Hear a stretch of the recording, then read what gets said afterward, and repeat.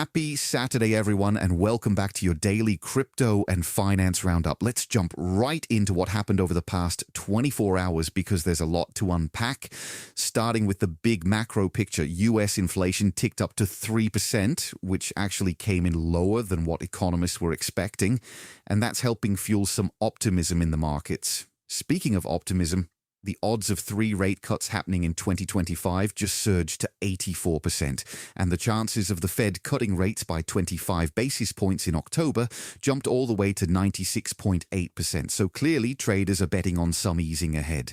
Meanwhile, gold is having an absolutely monster moment with $8.7 billion flowing in during the week ending Wednesday, the largest weekly inflow on record, which tells you investors are still hedging hard. Now, over in the Bitcoin world, things are heating up in a big way.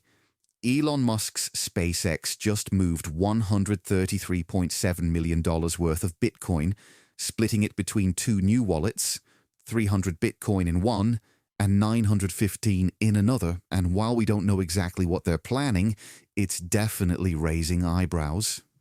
On the institutional front, Swiss bank Sygnum and Bitcoin lender Debifi just launched the first bank-backed Bitcoin loan platform where users actually keep custody of their coins, which is a pretty big deal for anyone who's been nervous about handing over their keys.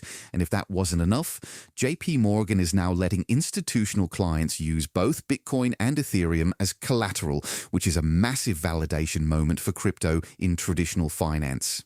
Michael Saylor chimed in with his usual bullish energy, saying don't wait until your banker tells you to buy Bitcoin, and honestly, with all these moves happening, it's hard to argue with him. President Trump also made some waves, selecting Michael Selig as the new CFTC chair amid all this crypto growth, and Coinbase CEO Brian Armstrong revealed he met with 25 senators over the past 2 days pushing for crypto market structure legislation, so Washington is clearly paying attention now. On the altcoin side, BlackRock clients sold $101.13 million worth of Ethereum, which is notable, but Ripple CEO Brad Garlinghouse reminded everyone that XRP sits at the center of everything Ripple does and told holders to lock in.